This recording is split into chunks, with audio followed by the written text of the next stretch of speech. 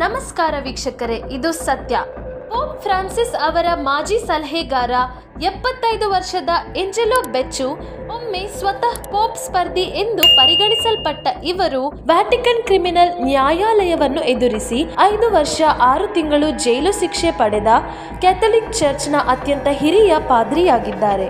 ಅವರು ಮತ್ತು ಹಣಕಾಸುದಾರರು, ವಕೀಲರು ಮತ್ತು ಮಾಜಿ ವ್ಯಾಟಿಕನ್ ಉದ್ಯೋಗಿಗಳು ಸೇರಿದಂತೆ 9 ಇತರ ಆರೋಪಿಗಳು ಲಂಡನ್ ಆಸ್ತಿ ವ್ಯವಹಾರದ ಮೇಲೆ ಕೇಂದ್ರೀಕರಿಸಿದ ಹಣಕಾಸಿನ ಅಪರಾಧಗಳ ಆರೋಪಿಗಳಿಗಾಗಿ ವಿಚಾರಣೆಯಲ್ಲಿದ್ದರು. ನ್ಯಾಯಾಲಯದ ಅಧ್ಯಕ್ಷ ಜೂಸೆಪ್ಪೆ ಪಿಗ್ನತೋನೆ ಶನಿವಾರ ತೀರ್ಪನ್ನು ಓದಿದರು.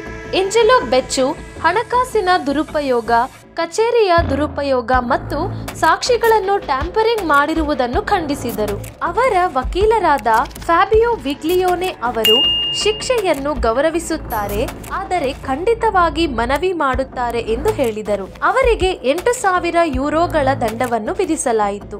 ವಿಚಾರಣೆಯ ಪ್ರಮುಖ ಭಾಗ: ಲಂಡನ್ನಲ್ಲಿ 350 ಮಿಲಿಯನ್ ಯೂರೋ ಎಂದರೆ $380 ಮಿಲಿಯನ್ ಐಷಾರಾಮಿ ಆಸ್ತಿಯ ಖರೀದಿಯಾಗಿದೆ. ಇದು ಹೂಡಿಕೆಯ ಭಾಗವಾಗಿ 2014ರಲ್ಲಿ ಪ್ರಾರಂಭವಾಯಿತು ಮತ್ತು ವ್ಯಾಟಿಕನ್ಗೆ ದೊಡ್ಡ ಮೊತ್ತವನ್ನು ವೆಚ್ಚ ಮಾಡಿತು. ವಿಚಾರಣೆಗೆ ಕೇವಲ ವಾರಗಳ ಮೊದಲು ಕಾರ್ಡಿನಲ್ಗಳು ಮತ್ತು ಬಿಷಪ್ಗಳನ್ನು ಪ್ರಯತ್ನಿಸುವ ಅಧಿಕಾರವನ್ನು ವ್ಯಾಟಿಕನ್ನ ನಾಗರಿಕ ನ್ಯಾಯಾಲಯಗಳಿಗೆ ಪೋಪ್ ಫ್ರಾನ್ಸಿಸ್ ನೀಡಿದರು. ಜುಲೈ 2021ರಲ್ಲಿ ಪ್ರಾರಂಭವಾದ ವಿಚಾರಣೆಯು ಹೋಲಿ ಸೀನ ಅಸ್ಪಷ್ಟ ಹಣಕಾಸಿನ ವ್ಯವಹಾರಗಳ ಮೇಲೆ ಬೆಳಕು ಚೆಲ್ಲಿದೆ. ಭಿಕ್ಷುಕಿಯು ಯಾವಾಗಲೂ ತನ್ನ ಮುಗ್ಧತೆಯನ್ನು ಬಲವಾಗಿ ಪ್ರತಿಭಟಿಸುತ್ತಿದ್ದರು. ಅವರ ವಿರುದ್ಧದ ಆರೋಪಗಳನ್ನು ಸಂಪೂರ್ಣವಾಗಿ ಆಧಾರರಹಿತ ಎಂದು ಖಂಡಿಸಿದರು ಮತ್ತು ಅವರು ಎಂದಿಗೂ 1% ತೆಗೆದುಕೊಳ್ಳಲಿಲ್ಲ ಎಂದು ಒತ್ತಿ ಹೇಳಿದರು. ವಿಚಾರಣೆ ಪ್ರಾರಂಭವಾದಾಗಿನಿಂದ ವ್ಯಾಟಿಕನ್ ವಸ್ತು ಸಂಗ್ರಹಾಲಯಗಳಲ್ಲಿ ಮೀಸಲಾದ ಕೋಣೆಯಲ್ಲಿ 80ಕ್ಕೂ ಹೆಚ್ಚು ವಿಚಾರಣೆಗಳು ನಡೆದಿವೆ.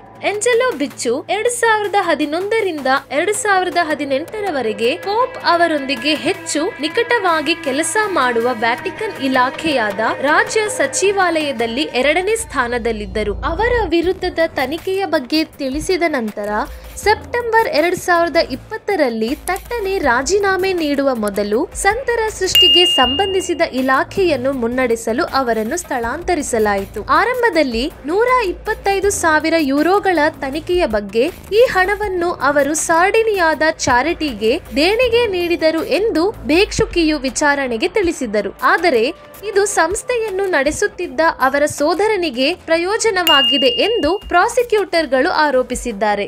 ಆರೋಪಿಗಳ ಪೈಕಿ ಲಂಡನ್ ಡೀಲ್ನಲ್ಲಿ ಭಾಗಿಯಾಗಿರುವ 2 ದಲ್ಲಾಳಿಗಳು ಜಾನ್ ಲೂಯಿಜಿ ಟಾರ್ಜಿ ಮತ್ತು ರಫಾಯೆಲೆ ಮೆನ್ಸಿಯೋನಿ, ಹಾಗೆಯೇ ಮಾಜಿ ವ್ಯಾಟಿಕನ್ ಹೂಡಿಕೆ ವ್ಯವಸ್ಥಾಪಕ ಎನ್ರಿಕೋ ಕ್ರಾಜೋ ಮತ್ತು ಮಾಜಿ ವ್ಯಾಟಿಕನ್ ಉದ್ಯೋಗಿ ಫ್ಯಾಬ್ರಿಜಿಯೋ ತೆರಬಸಿ ಇದ್ದಾರೆ. ಮಾಲಿನಲ್ಲಿ ಅಪಹರಣಕ್ಕೊಳಗಾದ ಕೊಲಂಬಿಯಾದ ಸನ್ಯಾಸಿನಿಯ ಬಿಡುಗಡೆಗೆ ಮಾತುಕತೆ ನಡೆಸಲು ಸಹಾಯ ಮಾಡುವುದಾಗಿ ಹೇಳಿಕೊಂಡಿರುವ ಸಾರ್ಡಿನಿಯನ್ ಮಹಿಳೆ ಸಿಸಿಲಿಯಾ ಮರೋಗ್ನಾಗೆ ಹಣ ಪಾವತಿ ಮಾಡಿದ ವಿಷಯವಾಗಿಯೂ ಭಿಕ್ಷುಕಿಯು ಆರೋಪಿಸಲ್ಪಟ್ಟಿದ್ದಾರೆ.